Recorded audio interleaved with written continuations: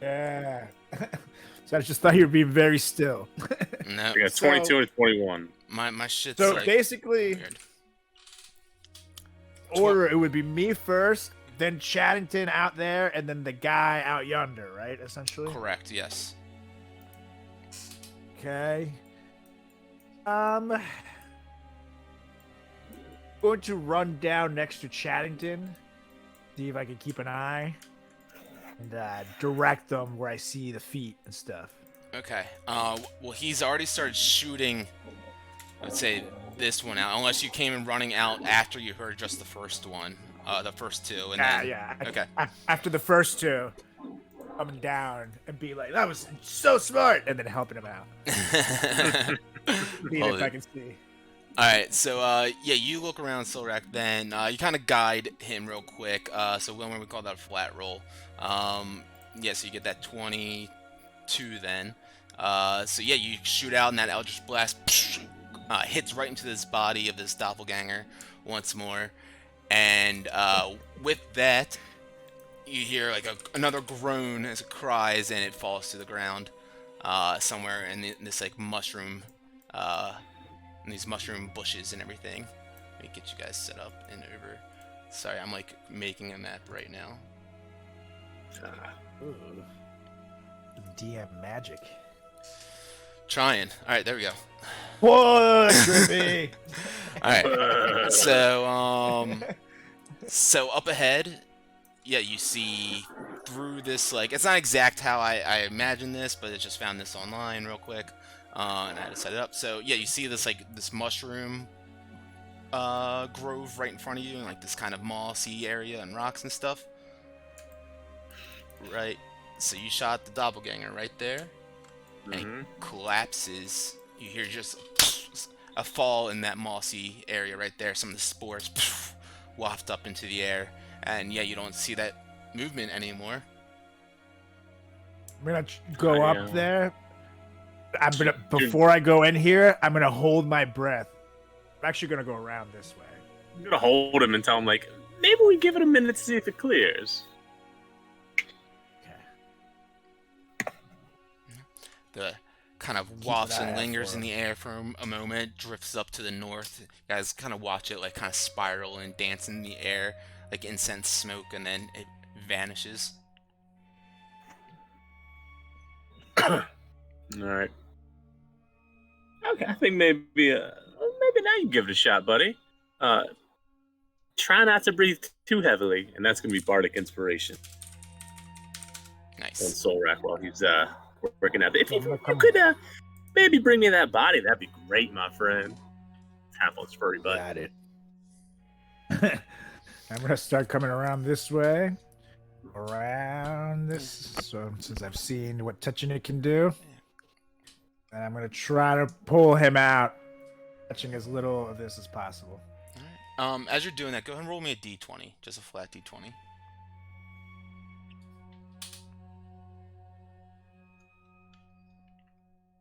Oh. Look. Okay. 4. Wilmore, will you roll me a d100? Oh god. Oh. Uh-oh. He does that. How is Fang's date going? There's no way. Goblins under the stairs. D&D. Can you just like text him like roll a d100? I should. All right. So Solrak, you get on over there. Tell me exactly like how you you go over and you see like his legs, his feet sticking out of like these this mushroom patch and moss and ferns and everything over here. First thing I'm gonna do is I'm gonna hold my breath, just in case something shoots up, and I'm gonna very gently dive in here. I mean, let's see. Hold on. Let's see how far away he's actually from me. 10 feet. So, okay, so I have to walk through this. I'm holding my breath, and I'm gently walking through here. I'm gonna reach for him, drag him out. So you reach for him. You see this kind of malted see all these different stalks sticking out of the ground that look like they have eyeballs on them, like flowers sticking on the top of the stems of them. As you go over to pull him out, you see these stalks begin to move and they begin to blink. And floating out of these mushrooms in this moss patch here, you see this large, bulbous, circular body with this large central eye and this sharp-toothed maw with all these different eye stalks pointing out in different directions and blinking in all sorts of different ways. It's Chaddington! Do I see it too? You do. I go, I suggest we run. And then you can say that again. And then I try to grab the doppelganger with me, and you begin to run, and as you do, you pull him out of that area, and you see a couple more of like around his body. You see a couple more now, like these like little eyes looking like kind of succulent, like flowers, kind of growing all around it. And as you move the body, pulling it out of there, it kind of moves all of them as well, and you see another poof of this like kind of spory mist kind of just shoot out into the air all around you. Go ahead and make a Constitution saving throw for me, Solrak. With advantage, because you said you were holding your breath. Good buddy. And you've got the D8 too if you need it. Pretty 20.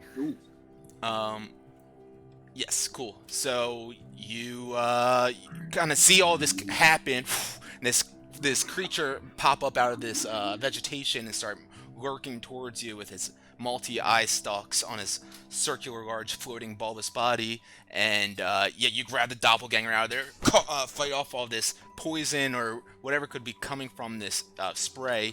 And what do? I'm gonna run towards Chaddington. Okay. I'm screaming the whole time. Run!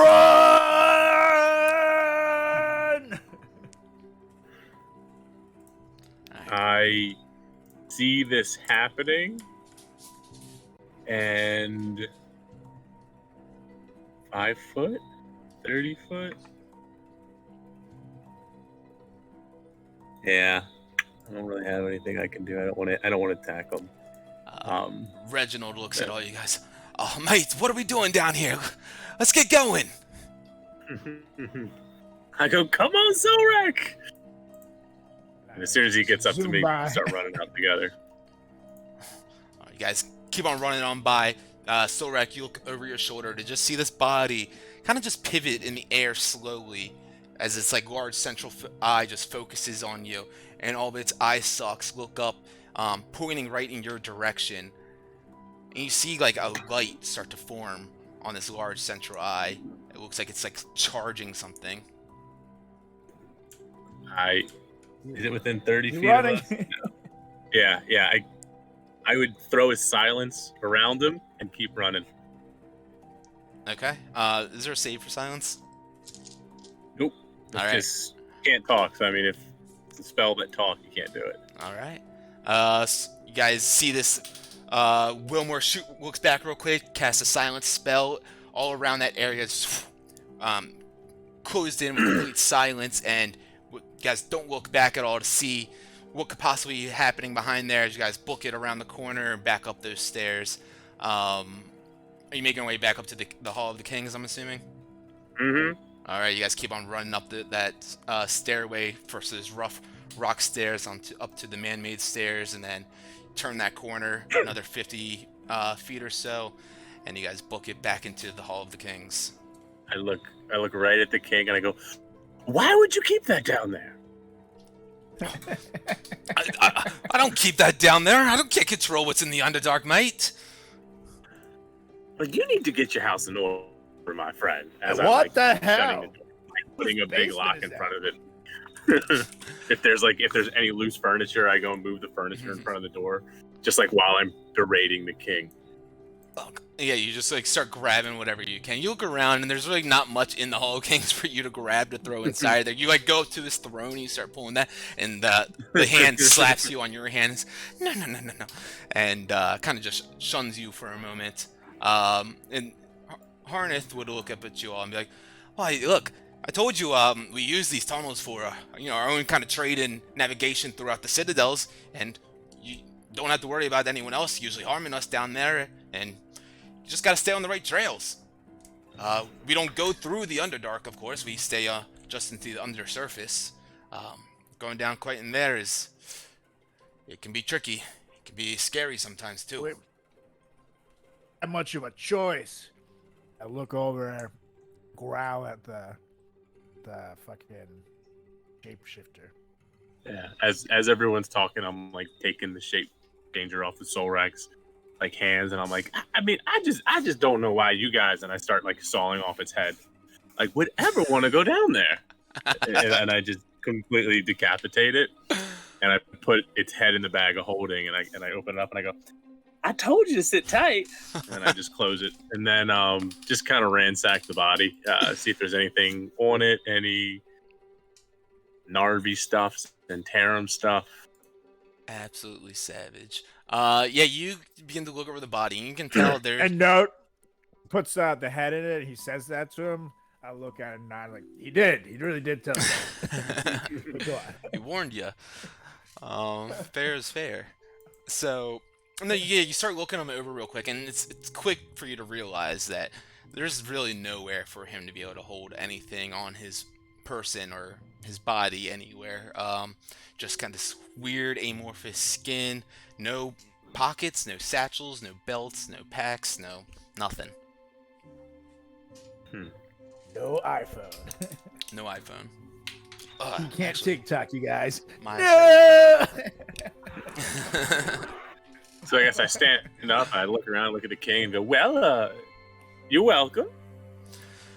Yes, I was getting right to that. Thank you, all of you. I really, really appreciate that, and I don't know what else to say. I mean,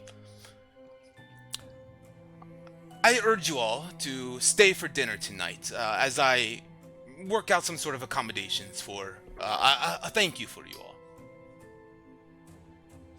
Appreciate that. Good, thank you. Well, one way you could also thank us to guarantee that all the things that the imposter did under your name are undone. Well, there's a large shipment of men and weaponry making its way to Daggerford as we speak to strengthen the forces of that evil son of a bitch, Rubius. Just have that happen, can we? Certainly not. Please. Make sure that we speak to those in charge of, of sending our goods down and sending our men down, and make sure that we reverse this immediately. And of course, now knowing what is going on down there, will not be sending any assistance or help to them. In fact, quite the opposite. Quite the opposite. Are you telling old Solrak he's gonna get the men? It's raining men. Hallelujah! Well, I know he would like that. Let me speak to my men, and I'll see what we can possibly work out. And Reginald will look up at you guys and say, look, sure, Harneth here could be able to help you out, but speaking personally, I know that I would. He gets down, he's a king himself. He puts down his axe on the ground real quick, and he bends a knee to you guys. He's like, it would be an honor for me to help you all out for the rest of your quest, for all that you have done for me, Reginald Roundshield, Gauntlgrim, and all the shield dwarves of the north. I'm gonna do the equivalent of every macho's like, oh my god, that's so sweet in every movie, which just means I'm gonna look at him with my eyes like, kind of like it's a little bit shut, and I'm just gonna give him a nod. It will be my honor. Everybody knows that just macho for, oh my god, I love you. But we can't show emotion like that, Hell yeah. Hell yeah. Yeah, I quickly have a little cast prestidigitation of a little firework, really pitiful one, in the air, and then I put a bolo Like a tie around his sparkler. neck, and I go, "Welcome to the club, buddy." Oh, kind of Yay! looks at it, tightens it up a little bit, makes it look fancy, and adjusts the straps so they're nice and even. It's a pleasure to be with y'all. Then I reach over and uneven one strap, and now it's a pleasure. Oh, Wilmore, you're a bloody mess. Guys, I'm famished. I'm starving. I don't know about you, but Harneth, he puts out one of the best feasts imaginable in all the North.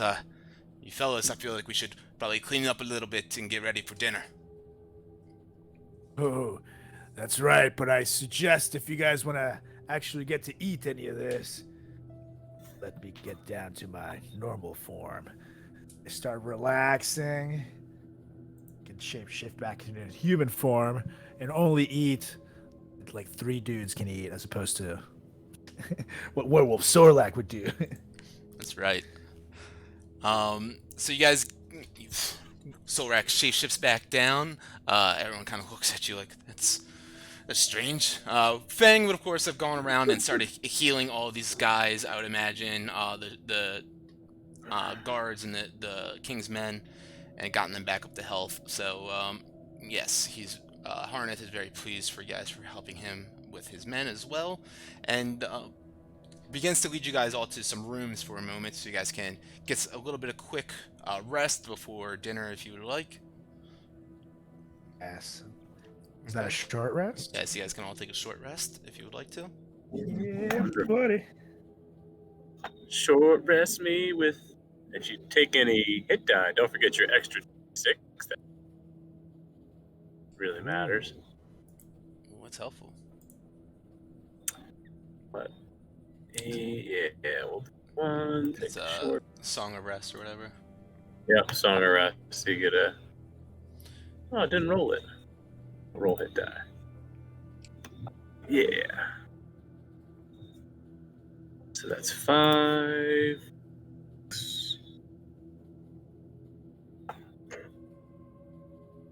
So you get Eleven. so what do you? So you get an extra what? A hit die? D6. If you decide to roll hit die during your. Yes, I definitely will. So Yeah, so 4. Wilmore, as a bard, has an Nice. ability called Song of Rest that when you take a Oh short rest. hell yeah! That's Awesome. awesome. Yeah, when you take a Love it. short rest and use hit dice to restore any hit points, you can roll a d6 as well. As he I would have only gotten 4 damage. And I got a whole get 10. my So spells Nice. back. as Wilmore serenades you, he says, "Math is a really cool thing. Math is a wonderful thing." I'm just a bill.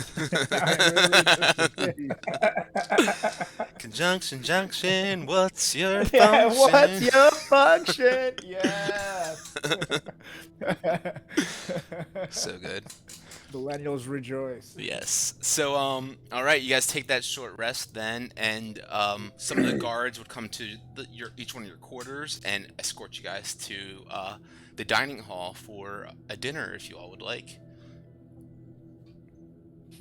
I reach into my bag of holding and before dinner, since it's a royal affair, I put on my pimp suit that I got for the gambling ship, As one does. and I Wanna press the make sure digitation my it up, nice and clean. bolo tie looks good. You know. Love it. Yep, I throw bolo ties on the team. We're ready to roll. Love it. You guys are looking fly, looking clean, ready, rested up, and ready for some dinner. Some of the king's guards, they escort each one of you guys to your seat, which is labeled for each one of you guys, at this large granite stone table with this gold inlay around the edging of it. And as you guys get into this this hall with this iron chandelier hanging from the ceiling, these black basalt pillars, 4 of them, supporting the ceiling on either side of the table here. Harneth, walks on into the room. Everyone kind of stands up for a moment, pushing themselves up from their chairs, and Harnath begins to walk on over to the king's seat at the head of the table. A dwarven man, pulls out the chair for him. He steps in front of it, and the chair is pushed in, and everyone sits down simultaneously together as the king takes his seat as well. And instantly, men start bringing out these large platters of this divine-looking food. You guys have these large, suckling pigs with apples in their mouths. The pigs have a sheen, are glowing. There's goblets galore of all sorts of different ales that you could possibly imagine, and wines are flowing like the Ralvin River.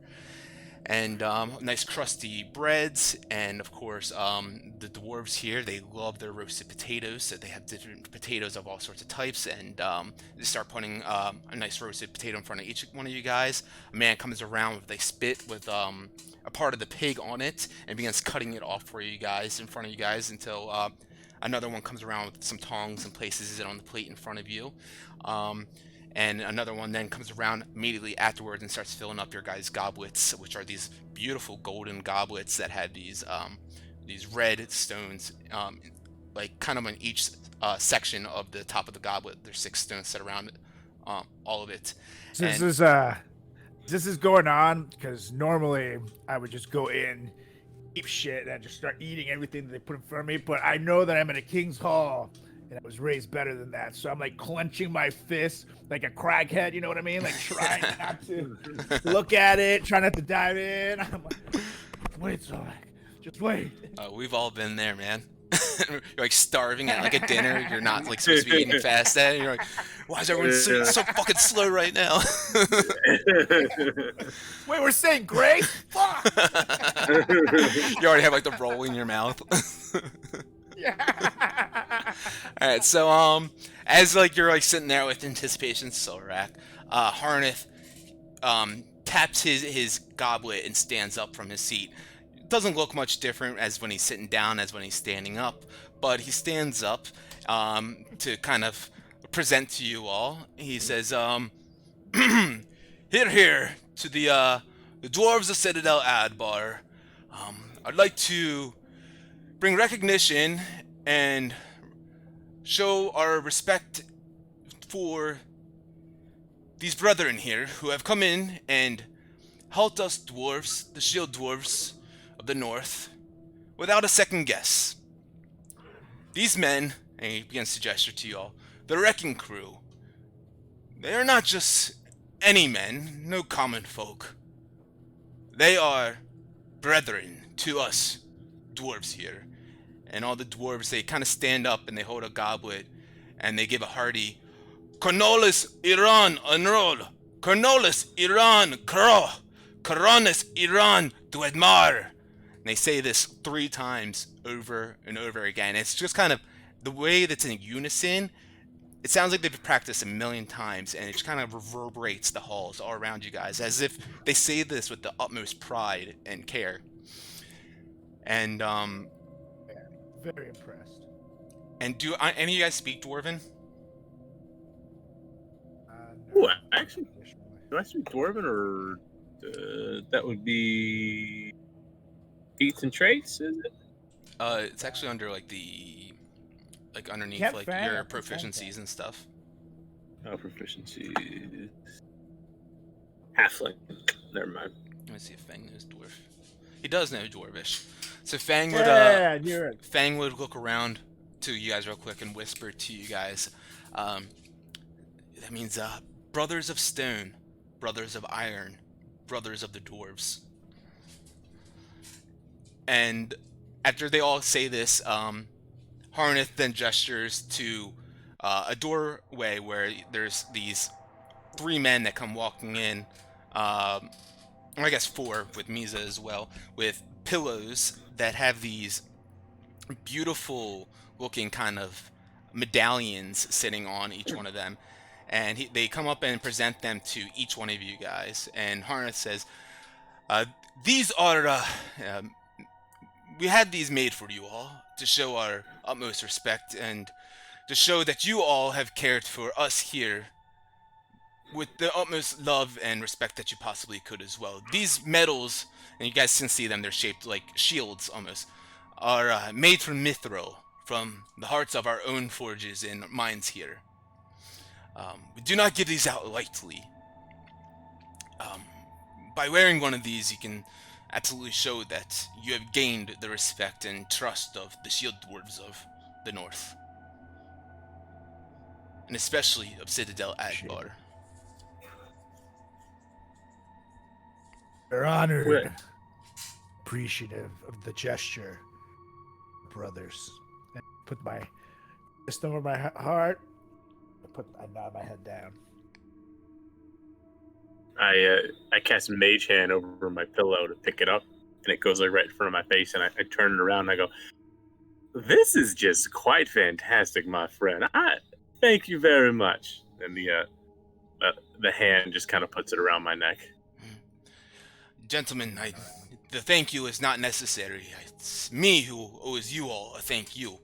For Citadel Adbar could be fallen to ruins under the Drow, this evil Narvi you all speak of, the Zentarum, and whatever else they're working with, the Fire Giants. I couldn't imagine what the outcome could have been if you all did not come in there and rescue me from Duke Zalta's Maul.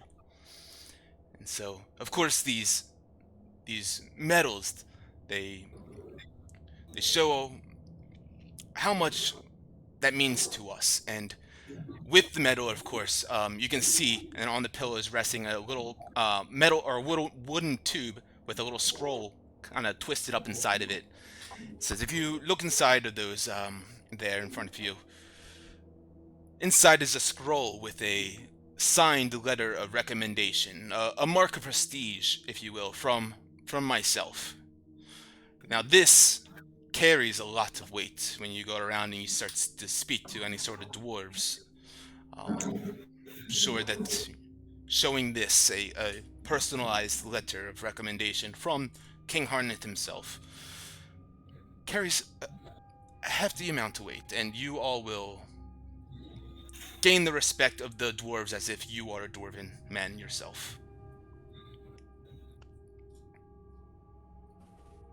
Thank you so much, King. It's a lot. Ah.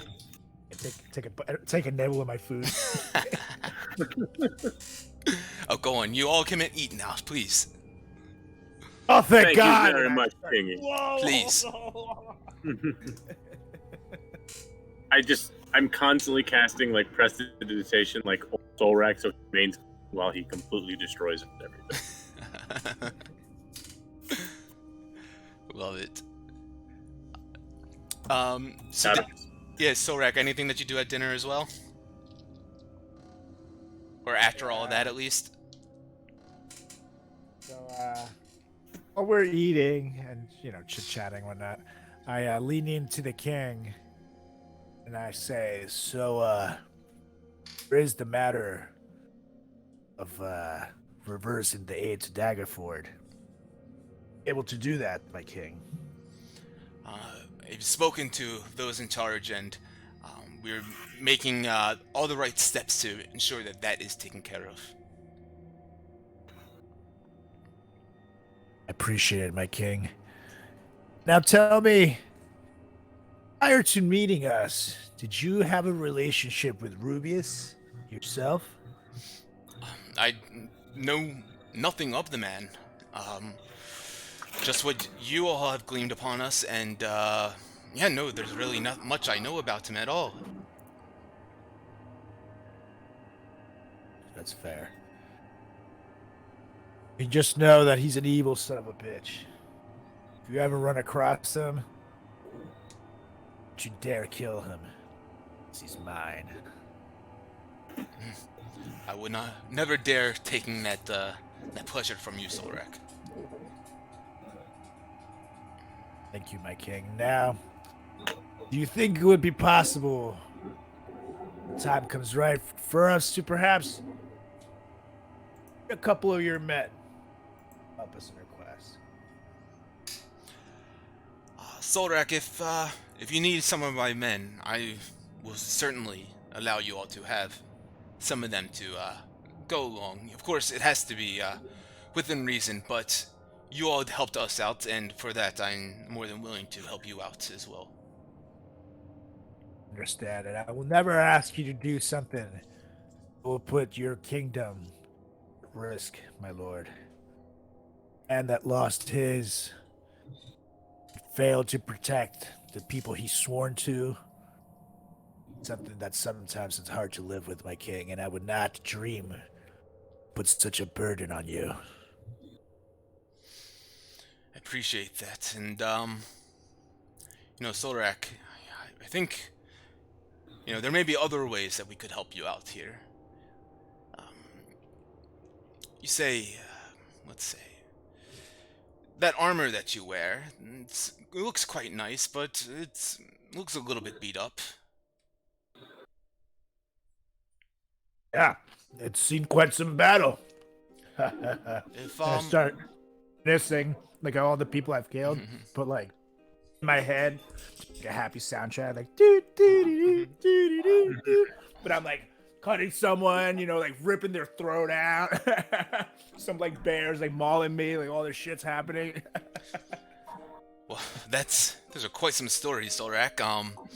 I imagined quite a few of those tales, but some of them are extraordinary. I will say, though, if you would like us to maybe fit you for a custom piece of dwarven-made armor, we could have that taken care of for you. Do I ever? That would be amazing. Of course, it would take a bit of time and resources to accomplish, but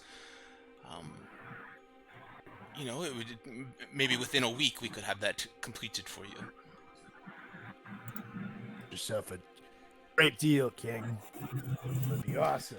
And all that I ask is that maybe you trade me that gold armor you're wearing. I think we could maybe make that into something a bit better than that scrap. Sounds good. Yourself a deal. Alright, well, the next time you all can make your way back around here, unless you want to stay for a week and hang out for a bit and enjoy the scenery, I would not mind. If you want to make your way on back here, we can have that ready for you. Of course, we'll have just some of my men do a couple of measurements for you real quick. We'll discuss with my friends. But I have a feeling they won't want to stick around for a week. Got some things to do. Certainly fair. I'll get back to you, good king. Certainly fair, Solrak. Again, all your help has been greatly appreciated. He kind of just reaches out and extends one last handshake for you, and heads his way back to the head of the... My hands are like covered in shit, so I just kind of like give him an elbow. He chuckles to himself, gives you the elbow, and turns around and makes his way back to the head of the table.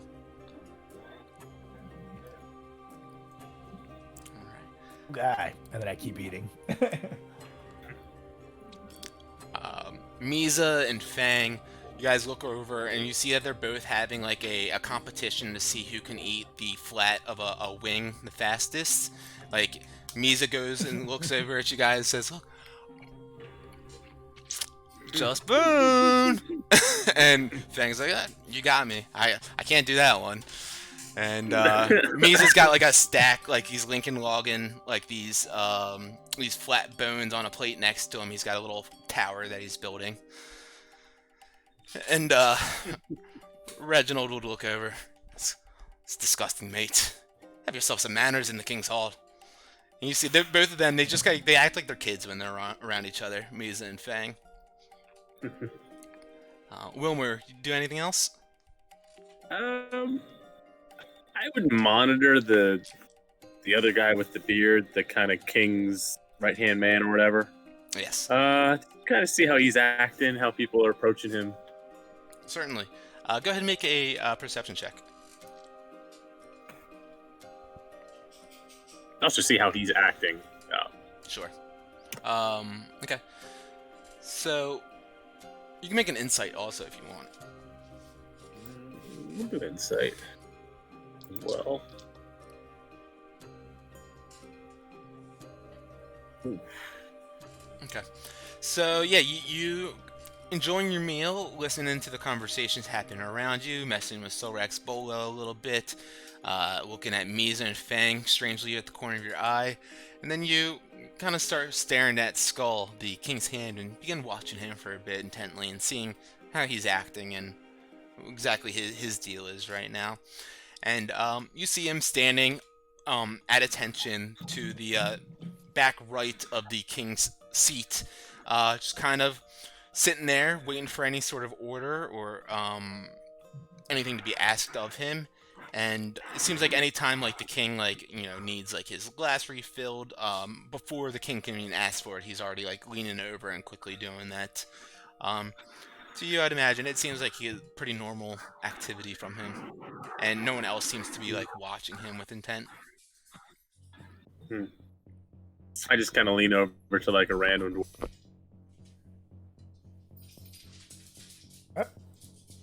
I'm sorry, you cut out, and you still are. He's got the double squares now. Double squares! Oh no, he's gone full square! Oh no! Oh no! Oh no! Get the Baltimore oh no. Yep. Oh, Zanatti Oh Bones. no! We lost you, hun. Chatty. Well, I'm assuming that. Well, wait a second. I'm assuming that he's just watching the king's hand essentially, which, as I mentioned, there's really not much going on with him. He seems like he's doing his task that is expected of him. No one really paying him any mind, and everyone's just enjoying this lovely feast with the king home. But I think Wilmore is busted. Chatty. He's been hanging out with Misa and Fang too much, sucking down them bones. Let's see what happens. If he comes back, we'll play a few more minutes. But if not, this would be a good time. Yeah, it's probably a good time anyways. But yeah, so with that also, since there we go. There he is. Hey! Don't know what happened. Yeah, all good. Were you you're pretty much doing something, but I was just mentioning that like it's this king's hand Skull. You know, he's doing his task at hand that's expected of him. No one's really watching him like intently. It seems like all is normal. Yeah, I would just kind of leaned over to a random dwarf and like, King seems pretty fond of that Skull guy. He's trying to help him out in the fight. Oh well, Skull has helped him out for many years now. I almost would consider them brothers for how long they've gone back.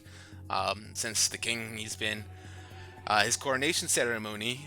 Skull's been with him the whole time.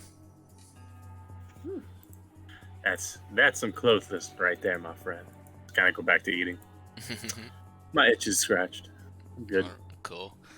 I'm gonna ask a guy next to me real quick. Sure. Just any other random soldiers. Let me ask you something, friends. Really couldn't notice any difference in your king. He was on himself, if you will. The imposter ran the place. The one is just kind of like gorging his food, doesn't even stop to. He like looks up, keeps on piling the food in his mouth, doesn't even think to answer you. But the other one is a little bit more polite. He begins to answer you. He's like, you know, he did seem a bit strange. He was giving out orders without asking, the proper chain of command, and asking us to do all sorts of things, standing in the forge and barking out orders when, he's usually not the one in the forge telling us what to do and where to go, and where to send men to.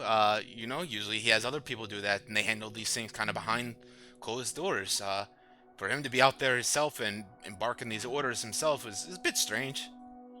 But you don't question the king. I kind of lean over and say, he didn't come. The other guy didn't come back with anybody else besides these four, or the four that were in there, did he? All right, now, when the king came back, this man, whoever was posing as him, it looked just like his hunting party that went out that same day. Yeah. I guess they're all dead now, though, think right? back- Yeah, that's true. Unfortunately. Can you think back of physically any cues, anything at all? Look at your king now and think of the imposter. Anything that could help us in case we ever run into another shapeshifter again. Let's see.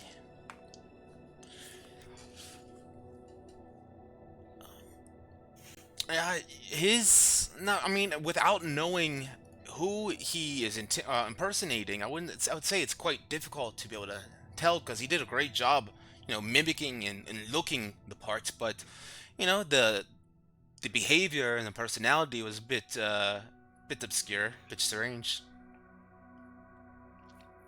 But just by looking, and if you say you see a random man out there somewhere that you've never met before, I don't think you'd be able to tell if that random man was really him or one of these shapeshifters or not. Understood. Afraid, this is the first time we've run into them before. I think it won't when did be you the before? last. Well, it's a hazy memory. Yeah. So, I'm not gonna lie to you. I barely know. Maybe I'm take not some better gonna lie to you, notes. and then I just start lying about the soul story that I make up. It's like, so we were running into this guy, right? And Make I a just deception check. really.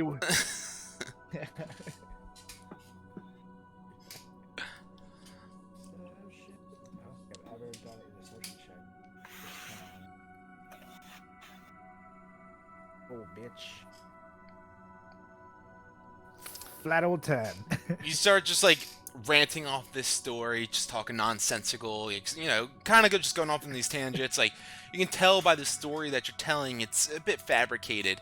And he's just sitting there, drinking his goblet, eating his pork, and looking at you, and okay, yes, just kind of yes-anding and shaking his head and kind of going along with it.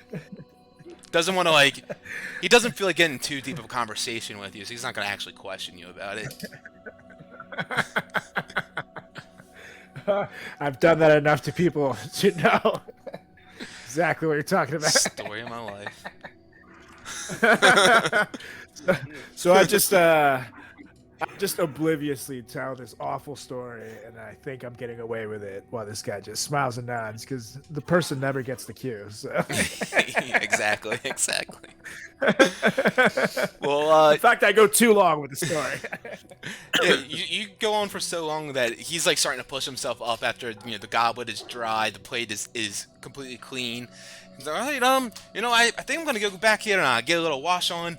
I heard my Mrs. I'll be back there. Don't worry. Yeah, I heard my old lady call me over there. I gotta go. Sorry. And he gets up. He starts excuse himself and walks away. Got it. Boom. And I look over at Chad and it's like, you totally got that. Totally bought it. And I look and I mean, I was enthralled. Dude, go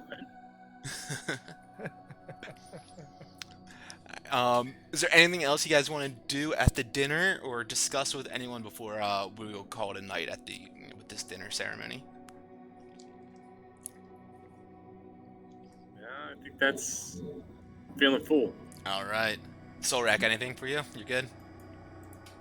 All good. All right, guys. Well, we will call it here then, with the king giving you guys all these beautiful mithril shield emblems for you guys to wear, and these letters of recommendation, these marks of prestige from the king himself, which will grant you guys advantage on all charisma checks to do with dwarves for now on, as long as you're wearing it. Ooh. And if you show that letter to them, Is the you might medallion? need to. Yes, this that mithril shield medallion he gave you. It's advantage roll on charisma checks, you said? Correct. Yep. Charisma checks with dwarves. And yeah, with that, you guys being recognized by the king of Citadel Adbar for your guys' help, returning him to the throne, restoring their kingdom to the rightful place it should be in. You guys excuse yourselves from dinner. You can begin to head on back to the ship now, or he would allow you guys to stay the night. You guys want to decide that real quick, so I can maybe prepare for what exactly. You guys We can probably stay just the night. We can take. stay the night. Stay the night. Yep. All do right. a We have a long sending rest there, stone? and then we'll leave Yeah, it Fang Do we has a have a sending stone to the dragon guys. I'd I'm gonna. if we were staying the night, I'd have them tell them we're staying the night, see if they have anything to say. Yeah, Fang shoots that message real quick, sends it off to him. Dell would respond back to you all and say, that sounds fine. We would like to make moves by early sunlight. The balloon is just about fixed. We'll see you soon. And, I'm taking some meat and shit from the table to take home to Bruce. And also a little goodie bag for myself, in case I get hungry later. Love it, love it. Alright, and with that, Solrak taking home his doggy bag, we will call it a night, and we'll pick it up Right. with you guys back in your quarters, and taking a long rest, probably. Yeah, buddy. Long rest. Cool, All yeah. right, everybody. Well, yeah, a long rest indeed, because we will be taking the next week or two off. I believe we'll be back at it the first week of November. So, everyone out Yeah, there, have a buddy. safe, happy Halloween. Watch our little Halloween episode from last year, because we got spooky with Fillmore Chaddington and the Ouija board. That was a fun one. But yeah, guys, enjoy that long rest. Look out for those goblins on the stairs, and I'll catch you guys the next time we can all get together. Later, Gators. See ya. See you guys. Bye, guys. Later. Bye.